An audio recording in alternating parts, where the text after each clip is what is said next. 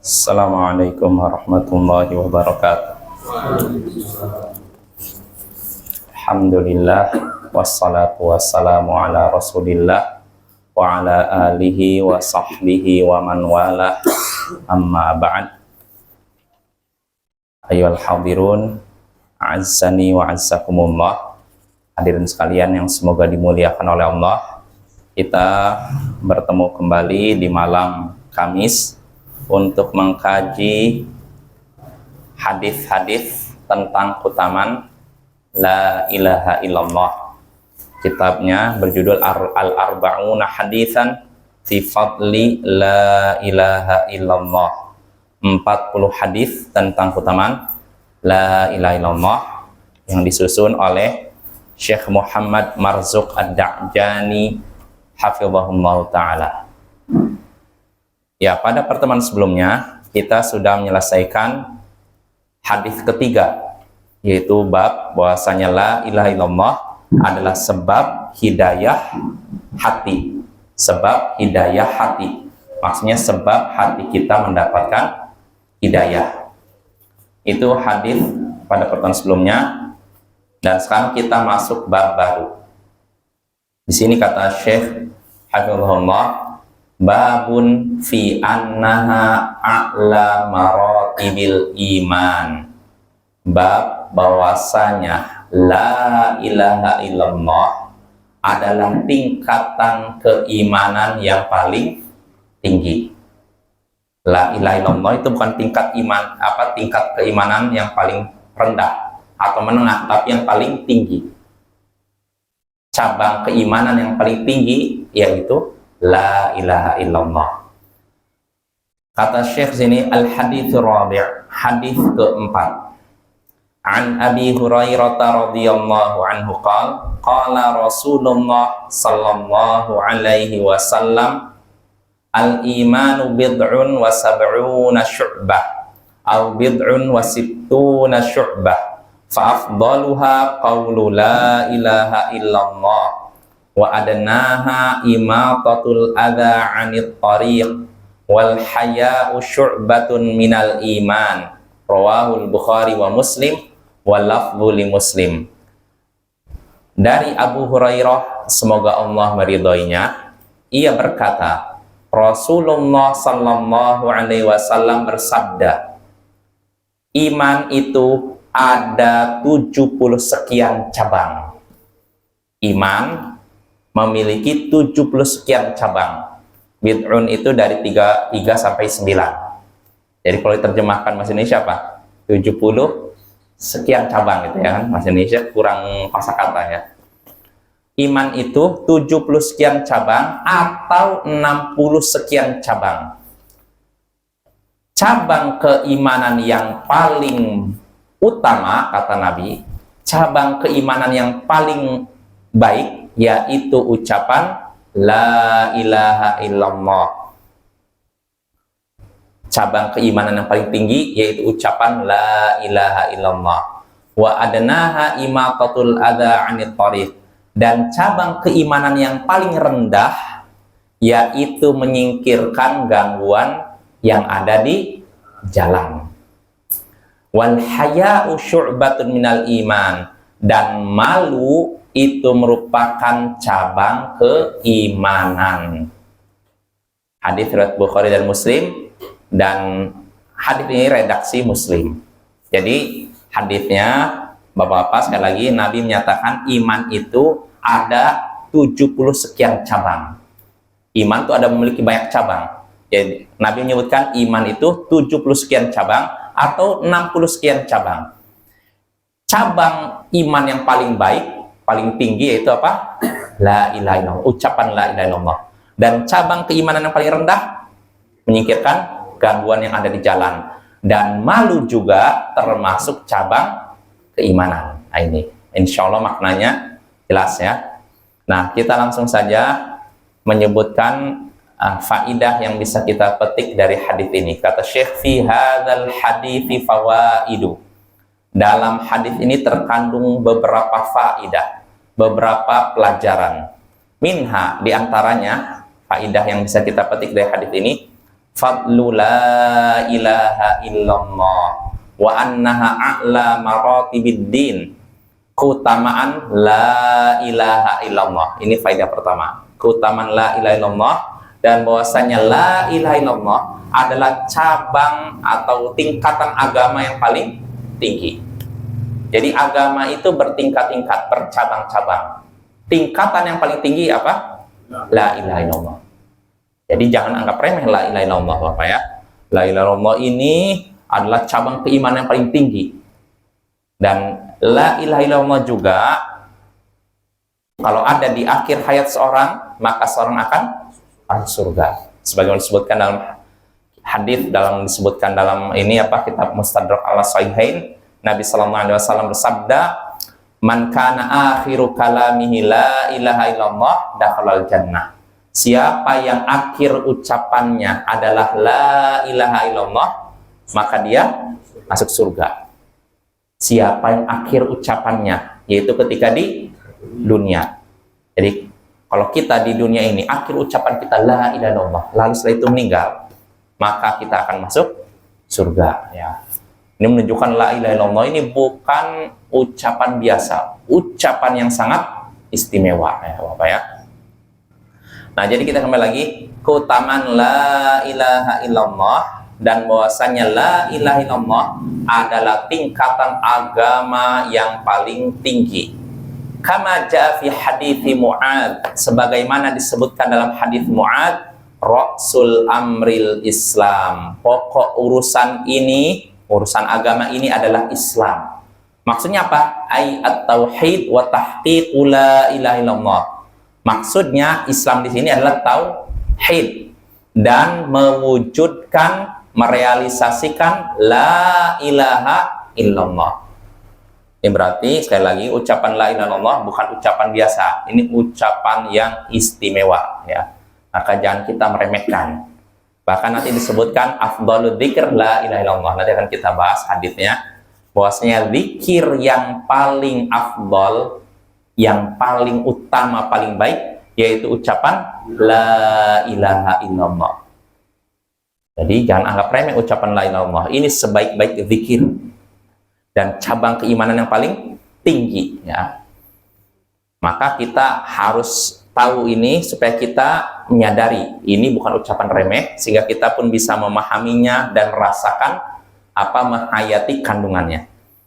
Lalu berikutnya kata Syekh, wa minha, di antara faidah hadis ini, dzikru adadi syu'abil iman wa kathrati khisalihi. Dalam hadis ini disebutkan cabang, beberapa cabang keimanan dan banyaknya perkara iman, banyaknya istilahnya cabang-cabang keimanan. Artinya bahwa Pak, iman itu bukan cuma satu ini, bukan cuma satu tingkatan, tapi ada banyak tingkatan. Iman itu memiliki beberapa cabang, beberapa tingkatan ya. Nabi menyebutkan dalam hadisnya ada berapa? 73. Enggak, yang disebutkan contohnya berapa? 3 ya kan? Ucapan la ilaha illallah, terus apa? Menyingkirkan gangguan yang ada di jalan, lalu 3 malu ya. Itu contohnya. Adapun bilangannya yang disebutkan oleh Nabi tadi 70 sekian cabang atau 60 sekian cabang ya. Lalu berikutnya, faedah berikutnya, wa minha, di antara faedah hadis ini juga tafawutu syu'abihi fil afdaliyah. Bertingkat-tingkatnya cabang keimanan dari sisi keutamaannya. Artinya begini, iman kan memiliki beberapa cabang. Keutamanya sama tidak antara satu cabang dan cabang lain? Tidak sama. Antara satu ini, contohnya tadi, pertama la ilaha illallah. Ini cabang keimanannya yang apa? Paling tinggi.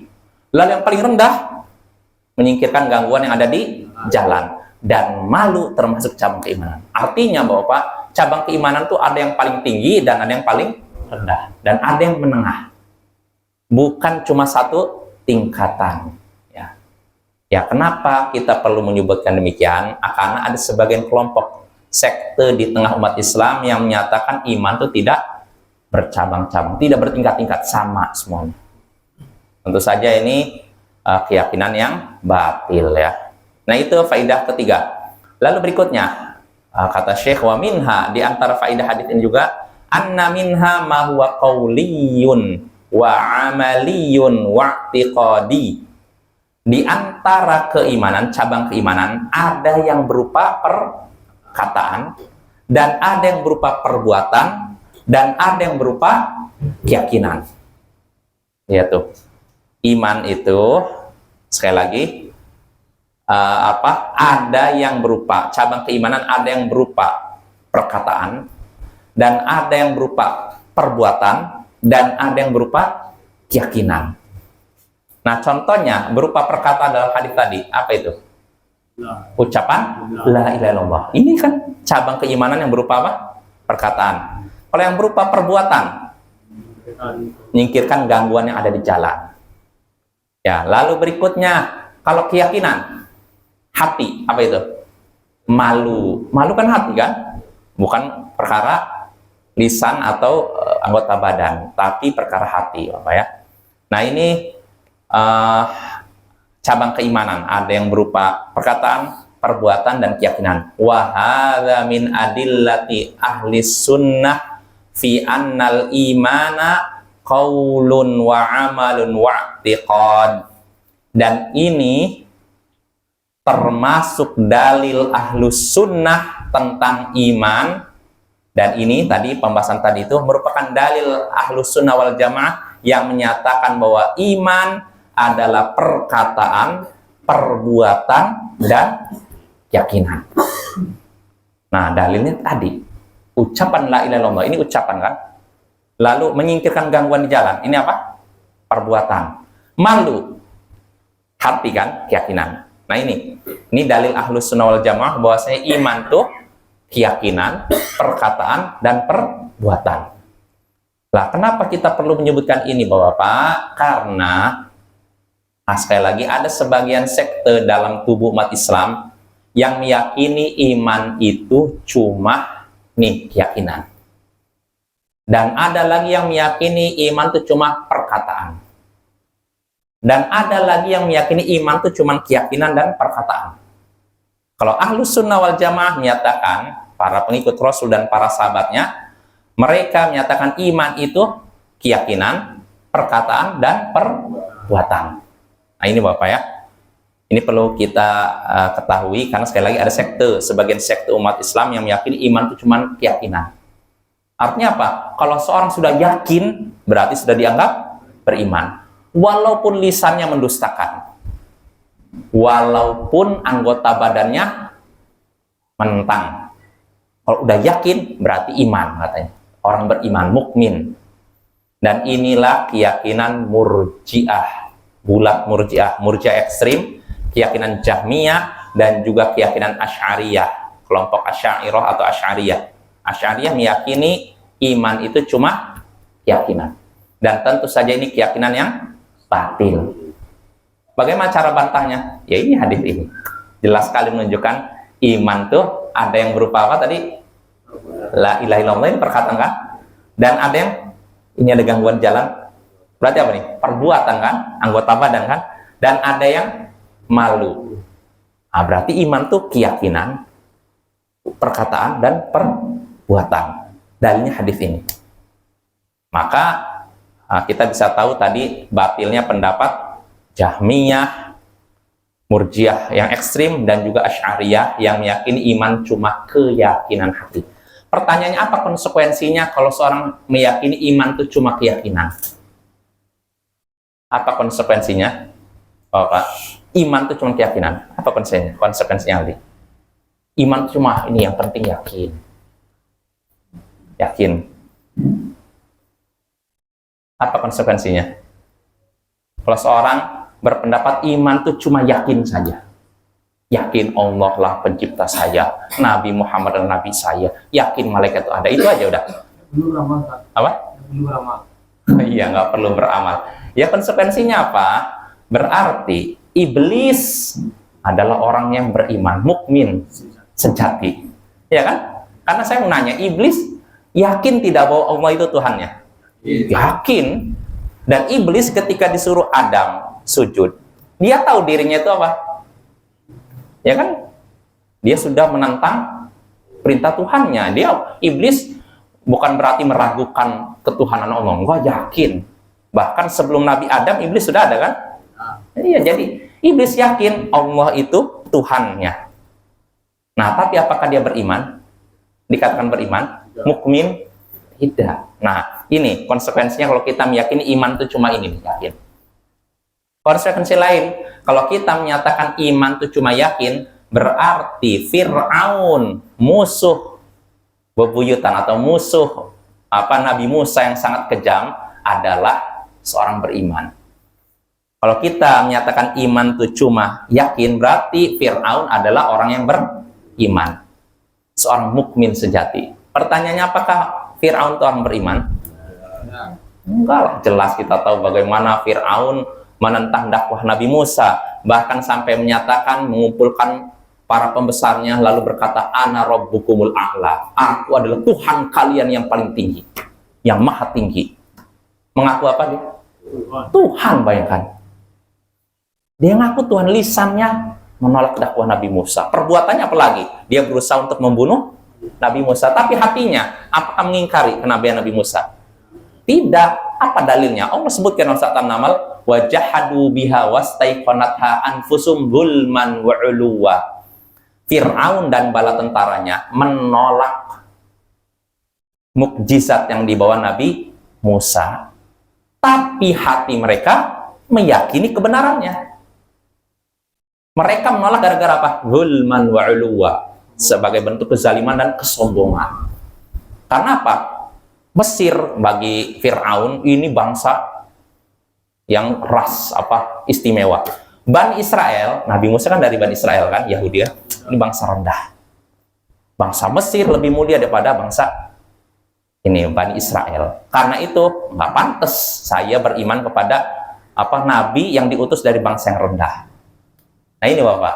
Jadi Fir'aun pun meyakini kebenaran dakwah Nabi Musa. Tapi pertanyaannya, apakah dia dianggap beriman? Tidak. Lisannya mengingkari itu. Perbuatannya apa lagi? Ya, jadi keyakinan, pendapat yang menyatakan bahwa iman cuma keyakinan, ini pendapat yang super batil. Bukan cuma batil, super batil ya. Karena banyak kerusakan yang muncul dari pendapat seperti ini. Ya di antaranya tadi, kalau seorang berpendapat iman tuh cuma keyakinan, akhirnya malas beramal, ya kan? Kenapa kamu nggak beribadah? Kenapa kamu nggak sholat? Yang pentingnya saya beriman, yakin. Nah ini ya, ini pendapat yang super batil Bapak ya. Itu kelompok pertama. Pendapat pertama dari sekte tadi Jahmiyah, Murji'ah ekstrim, dan juga Asy'ariyah atau Asy'ariyah. Yang kedua, pendapat Karramiyah yang menyatakan iman itu cuma ini, lisan. Artinya kalau seorang menyatakan aku bersaksi atau syahadat asyhadu alla ilaha illallah wa anna muhammadar rasulullah, maka dia sudah dianggap beriman walaupun hatinya mengingkari. Ini pendapat Karramiyah. Nah pertanyaannya, ini pendapat benar apa batil? Batil ya. Dalilnya mah yang untuk bantah mereka ini, iman tuh nggak cukup lisan tapi juga anggota badan. Nah pertanyaan berikutnya, apa konsekuensinya kalau kita berpendapat bahwa iman cuma ucapan lisan? Nah orang munafik berarti orang beriman. Kalau kita berpendapat iman itu cuma perkataan dengan lisan, berarti Abdullah bin Ubay, gembong munafik di zaman Nabi, dia adalah orang beriman. Dan masih banyak lagi orang-orang munafik di zaman Nabi yang Nabi sudah mendapatkan wahyu bahwa ini penghuni neraka, ini mati dalam keadaan kafir. Kalau kita meyakini atau berpendapat iman itu cuma ucapan dengan lisan, berarti Abdullah bin Ubay dan seluruh munafik di zaman Nabi, mereka adalah beriman. Nah ini tentu saja konsekuensi yang berbahaya Bapak ya. Bahaya ya, karena kalau begitu setiap orang yang ngaku dengan lisannya tapi hatinya mengingkari, oh dia orang beriman. Wah ini bahaya Bapak ya. Kalau begitu nggak ada yang namanya orang munafik, ya nggak? Ya kan? Karena katanya iman itu cuma lisannya, sudah nggak ada lagi orang munafik, semuanya beriman rata-rata gitu. Nah itu Bapak ya, itu bahaya sekali lagi ya. Itu pendapat kedua Lalu pendapat ketiga yang meyakini iman itu cuma keyakinan dengan hati dan perkataan dengan lisan, tanpa perbuatan. Kalau seorang dalam hati yakin Allah lah penciptanya, Nabi Muhammad adalah nabinya, bahkan dia mengucapkan dengan lisannya, asyhadu alla ilaha illallah, aku bersaksi bahwa tidak ada yang berhak disembah kecuali Allah, wa anna Muhammadar Rasulullah, dan bahwasanya Muhammad adalah Rasulullah, maka menurut pendapat ketiga dia sudah menjadi seorang yang beriman dengan iman yang sempurna. Nah, ini pendapat Murji'ah Fuqaha. Murji'ah Fuqaha artinya keyakinan Murji'ah yang tersebar di tengah para ahli fikih di kota Kufah, di antaranya Imam Abu Hanifah dan beberapa murid-muridnya. Dan ini juga pendapat yang benar apa salah? Salah. Imam Abu Hanifah dan beberapa pengikutnya mengatakan iman cuma keyakinan dengan ucapan. Perbuatan nggak masuk iman. Bagaimana cara membantah mereka? Apa dalilnya? Ya ini. Nabi menyebutkan bahwa menyingkirkan gangguan yang ada di jalan adalah iman. Berarti perbuatan itu termasuk iman. Yang namanya iman bukan cuma ini, tapi juga amalan anggota badan, apa ya? Nah, jadi ini pendapat yang ketiga, dan ini pendapat yang batil juga. Lantas apa konsekuensinya kalau kita berpendapat bahwa iman cuma ini dan ini, cuma keyakinan dan perkataan? Apa konsekuensinya, Bapak? Ada nggak konsekuensinya? Atau bahayanya? Ada, Aldi? Kalau cuma meyakini iman tuh, oh iman tuh yang penting yakin dan diucapkan, selesai. Bukan tanpa perlu, artinya perbuatan nggak termasuk bagian dari iman. Kalau Imam Abu Hanifah, Bapak, ini perlu kita ketahui, ketika beliau berpendapat iman itu keyakinan dan perkataan, bukan berarti perbuatan tidak penting. Kata beliau tetap penting, amal itu penting, tapi itu bukan bagian dari iman. Tetap saja beliau keliru dalam hal ini. Makanya para ulama di zaman beliau membantah pendapat beliau. Banyak, bahkan sebagian sampai berkata keras kepada beliau terkait pendapat beliau ini. Dan tentu saja beliau menyelisih mayoritas ulama yang ada di zaman beliau. Dan ini termasuk ketergelinciran Imam Abu Hanifah yang dibantah oleh para ulama di zamannya dan di zaman setelahnya. Ya, tapi apa sikap kita kepada Imam Abu Hanifah? Memberikan uzur, memberikan istilahnya apa? Alasan untuk memaafkan. Kenapa? Karena beliau tinggal di kota Kufah, dan ketika itu di Kufah banyak sekali menyebar pemikiran Murji'ah. Beliau tinggal di kota Kufah, Bapak. Karena apa? Kalau kita tinggal di suatu daerah, biasanya kita akan terwarnai pemikiran yang ada di daerah situ. Sebagaimana sebagian ulama ahlu sunnah tinggal di kota Kufah terpengaruh oleh pemikiran Syiah. Karena mayoritas di Kufah itu ada Syiah. Basrah, Kufah ini basisnya orang-orang Syiah, Bapak. Dan Murji'ah pun di situ. Khawarij pun ada di situ. Jadi Irak ini memang fitnah. Pusatnya fitnah. Dulu banyak sekali pergolakan, pertumpahan darah di kota di Irak. Basrah, Baghdad, terus Kufah, ya.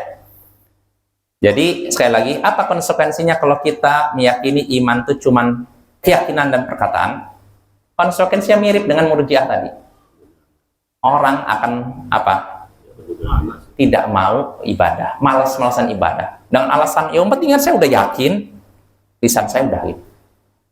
Nah, ini Bapak, ini bahaya. Nah, keyakinan Murji'ah ini, baik Murji'ah Fuqaha maupun Murji'ah ekstrim, kedua-duanya bahaya. Dan inilah yang tersebar di tengah masyarakat kita, Bapak.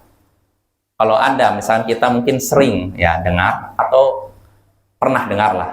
Misalkan ada seorang wanita nih, dia tegur, dia nggak nutup aurat, nggak pakai jilbab, ditegur, kamu nutup aurat lah, supaya nggak dosa, supaya kamu dapat pahala karena nutup aurat. Apa jawabannya? Yang penting kan hati. Nah, lihat tuh, disuruh nutup aurat, jilbab, yang penting hati. Kalaupun saya tidak pakai jilbab nutup aurat, kalau hati saya benar, hati saya baik, itu udah nggak masalah. Nah, ini apa? Pengaruh pemikiran apa? Murji'ah yang berpendapat iman itu cuma ini. Nah, itu Bapak. Jadi semua keyakinan tadi, iman cuma keyakinan, ini pendapat yang batil. Iman cuma perkataan, ini pendapat yang batil. Lalu ketiga, iman cuma keyakinan dan perkataan ini juga batil. Yang benar adalah pendapat Ahlus Sunnah wal Jamaah bahwasanya iman adalah keyakinan, perkataan, dan perbuatan. Dalilnya apa? Ya ini hadis ini. Apakah cuma hadis ini? Tidak, Bapak. Sangat banyak. Sampai-sampai para ulama membahas masalah ini dalam kitab akidah secara khusus. Bapak-bapak lihat kitab As-Sunnah karya Abdullah bin Ahmad bin Hanbal, putranya Imam Ahmad bin Hanbal, atau kitab As-Sunnah karya Imam Al-Muzani, muridnya Imam Asy-Syafi'i, atau kitab Syarah Usul I'tiqad Ahli Sunnah karya Imam Al-Lalaka'i, atau kitab masih banyak lagi Syarhus Sunnah karya Imam Al-Barbahari. Itu disebutkan masalah seperti ini. Dalil-dalil bahwasanya iman itu bukan cuma keyakinan, bukan cuma perkataan, tapi juga disertai dengan perbuatan, amalan anggota badan. Jelas Bapak ya? Jadi ini penting. Kita belajar akidah itu penting Bapak ya? Karena kalau tidak, kita akan tersesat dan menyimpang. Dan kalau akidah seorang sudah menyimpang, sangat besar kemungkinan amalannya pun menyimpang. Berpengaruh Bapak. Akidah itu berpengaruh pada amalan seseorang. Kalau akidah rusak, amalan seseorang akan rusak. Akidahnya benar, amalannya akan benar. Makanya Ahlus Sunnah wal Jamaah lah orang-orang yang amalannya benar. Karena akidahnya benar. Ketika mereka meyakini iman tuh ini dan ini, mereka pun akan giat dalam beramal, ya tidak? Tapi kalau seorang meyakini iman itu cuma keyakinan, ya akhirnya gitu. Kenapa kamu tidak pakai jilbab? Yang penting kan hati saya baik. Akhirnya dalilnya ini nih, iman tuh di sini. Kadang pakai nyebutkan hadis Nabi pula. Nah itulah makanya bahaya ya. Kalau seorang udah nggak akidahnya rusak, maka amalannya pun akan rusak. Ya kan? Nah, inilah pentingnya belajar akidah ya. Kita lanjut lagi. Jadi di antara cabang keimanan ada yang berupa perkataan, ada yang berupa perbuatan, dan ada yang berupa keyakinan. Dan ini termasuk dalil Ahlus Sunnah wal Jamaah tentang, atau dalil Ahlus Sunnah wal Jamaah yang menyatakan bahwa iman adalah perkataan, perbuatan, dan keyakinan. Kata Syekh, faqauluhu qaulu la ilaha illallah dalilun 'alal qaul. Nah, ini Syekh menyebutkan, menguatkan di sini perkataan Nabi tadi, cabang keimanan yang paling tinggi yaitu apa? Ucapan la ilaha illallah. Ini dalil yang menunjukkan bahwasanya iman itu perkataan. Bahwasanya perkataan termasuk bagian dari iman. Wa qaulu imatatul adza dalilun 'alal amal.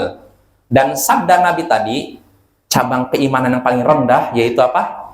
Menyingkirkan gangguan yang ada di jalan. Ini dalil yang menunjukkan bahwasanya perbuatan termasuk iman.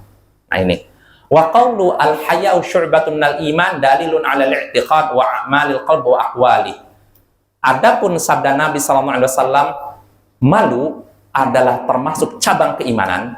Ini dalil yang menunjukkan bahwasanya keyakinan, amalan hati dan ucapan hati ini termasuk dari iman.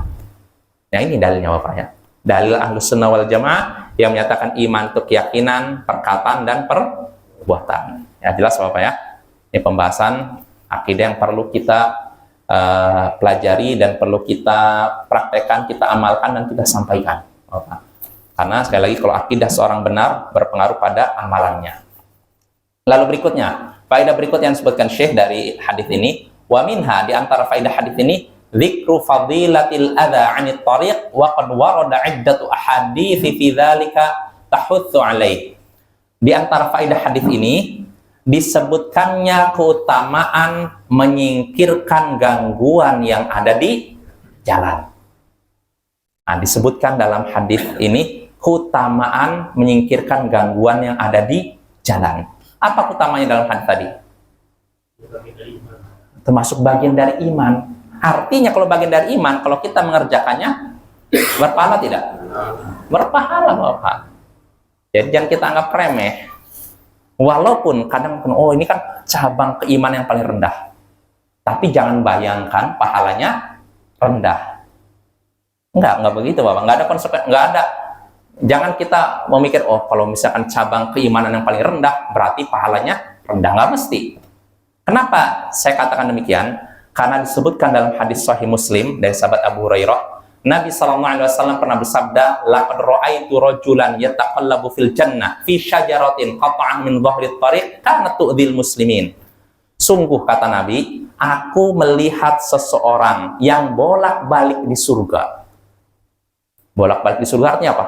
Bersenang-senang di surga, datang ke sini, menyenang di sini. Kata Nabi, sungguh aku menyaksikan ada seorang bolak-balik di surga disebabkan pohon yang dia singkirkan dari jalan, dan pohon tersebut sudah mengganggu kaum muslimin. Lihatlah, dia bisa bersenang-senang di surga gara-gara apa? Dia jalan, ada pohon dia singkirkan. Setelah itu dia masuk surga. Lihat tuh. Artinya menyingkirkan gangguan yang ada di jalan ini bukan perbuatan remeh.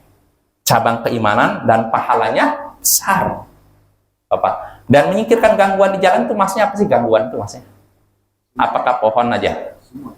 Pokoknya mengganggu jalannya kaum muslimin, mengganggu jalannya manusia, Bapak. Mau pohon, misalkan pohon jatuh ini pohon, ini jalan, pohon jatuh begini, kita singkirkan. Ini yang menyingkirkan gangguan di jalan. Atau berupa hewan mati. Misalkan ada kambing mati di tengah jalan. Ganggu kan? Kita mau lewat, wah repot. Belum lagi kalau sekedar susah lewat, mending. Tapi ini baunya kadang udah jadi bangkai kan. Nah, atau pecah beling, duri. Nah, itu yang lebih bahaya lagi. Bapak, kita diperintahkan menyingkirkan gangguan yang ada di jalan, bukan bikin gangguan di jalan. Karena ada sebagian oknum, Bapak, menebarkan beling, paku-paku. Supaya apa? Motor kena itu nanti datang diperbaiki di bengkelnya. Ada itu. Kalau di kota-kota besar ada, kalau sini alhamdulillah nggak ada.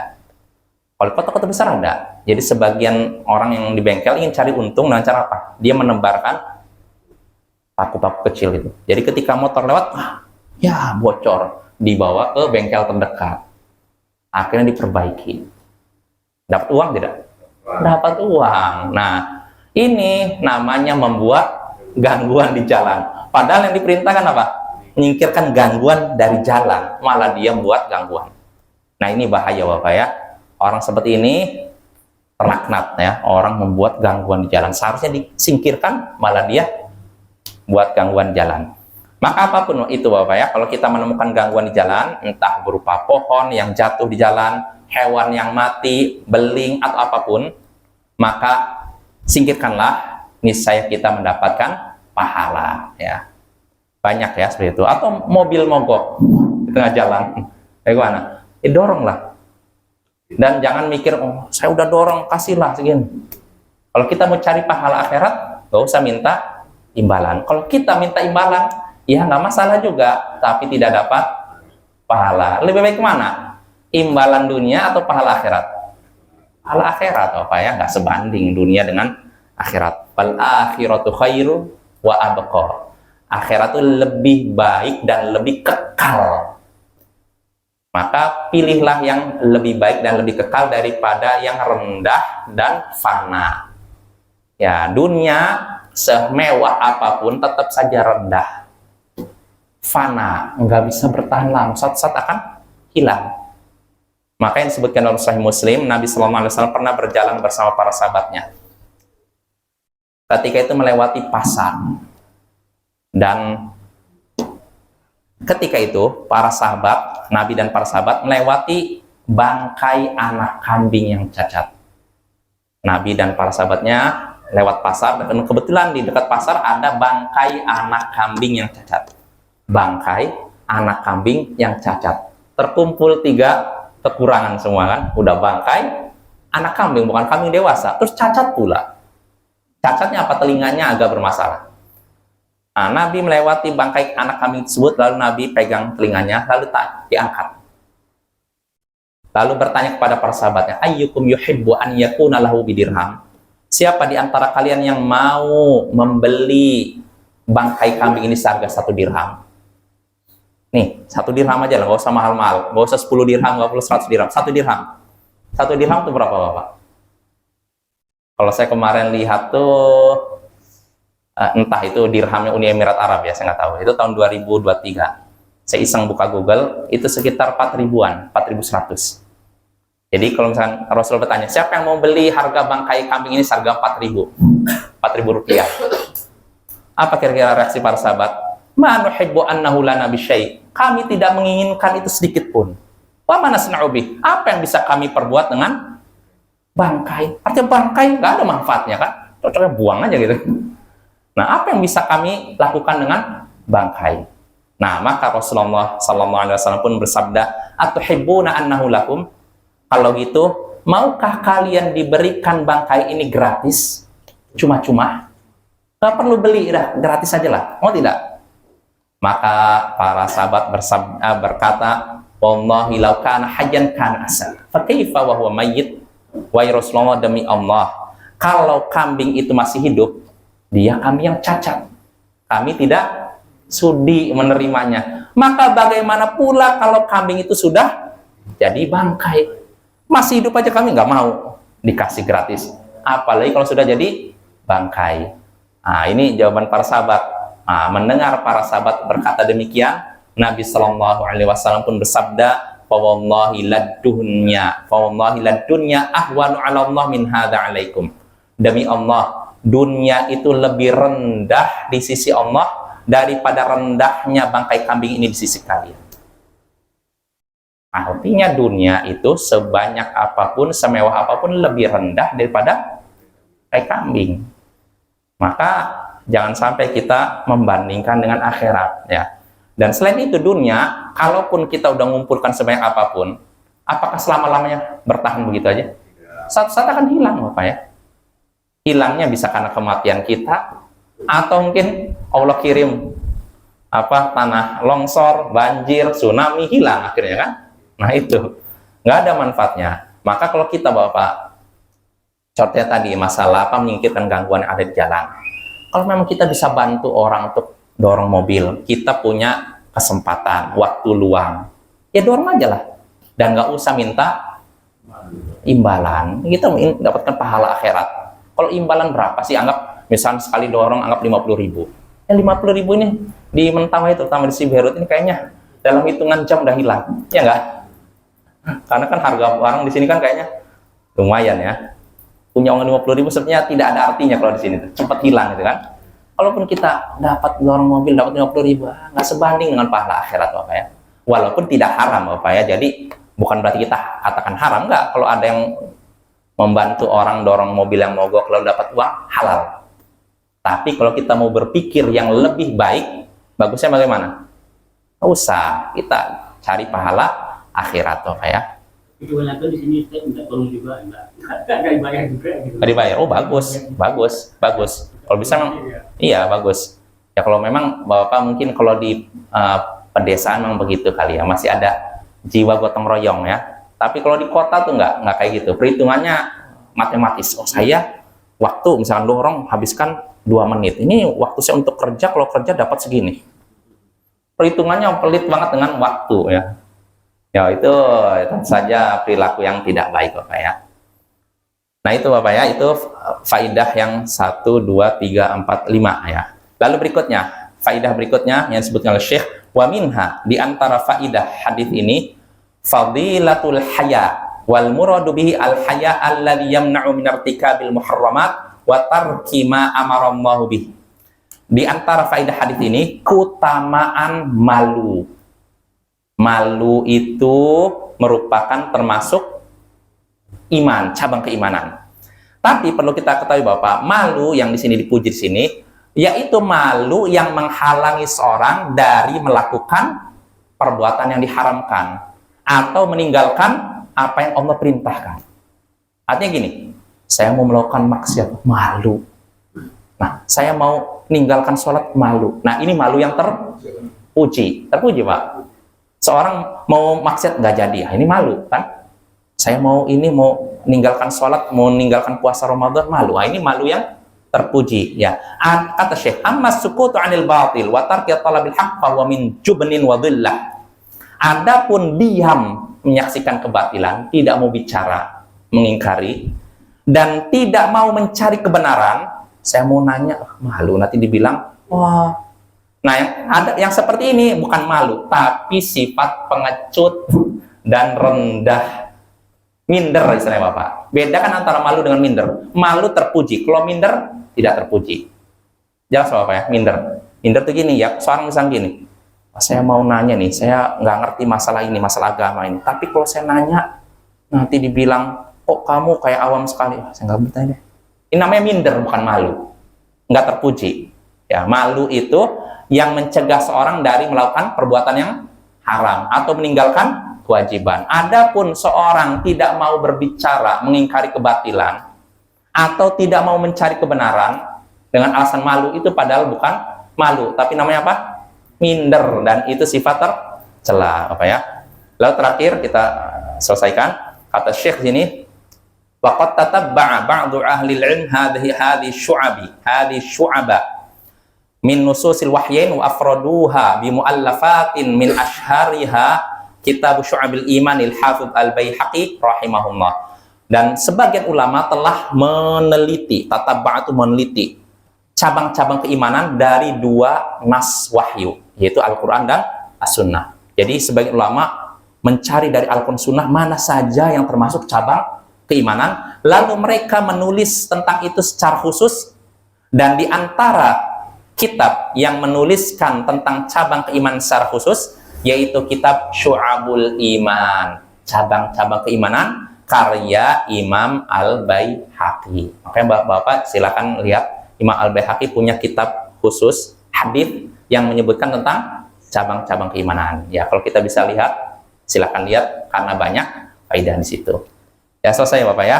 Dengan ini selesai kita dari hadis keempat. Insya Allah pada pertemuan berikutnya kita masuk hadis kelima, bab yang baru, yaitu bab fi annaha sababun li ziyadatil iman wa tajdidi. Bab bahwasanya la ilaha illallah adalah sebab bertambahnya iman dan diperbaharuinya iman. Ya, ini insya Allah kita bahas pada pertemuan berikutnya. Ya. Jadi bagaimana kita cara untuk berpikir la ilaha illallah yang benar? Nah, ini sebenarnya akan disebutkan penulis pada hadis yang ke-10 Pak ya.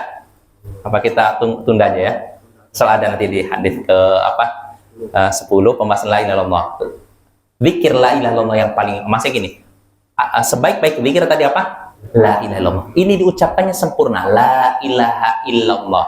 Bukan seperti ucapan sebagian seorang, la ilaha illallah, la ilaha illallah. Enggak boleh. Oh, dipotong-potong begitu. Yang lebih parah lagi, Allah. Nah, ini nggak ada utamanya. Allahu. Dan yang lebih parah lagi, dia. Ini nggak ada contohnya dari Nabi dan para sahabatnya. Kalau kita mau dapat pahala, ucapkan la ilaha illallah. Lengkap. Apa ya? Insya Allah ini pertemuan berikutnya Pak. Hadis ke-10 mungkin ya. Subhanakallahumma bihamdik, asyhadu an la ilaha illa anta, astaghfiruka. Ya, assalamualaikum warahmatullahi wabarakatuh.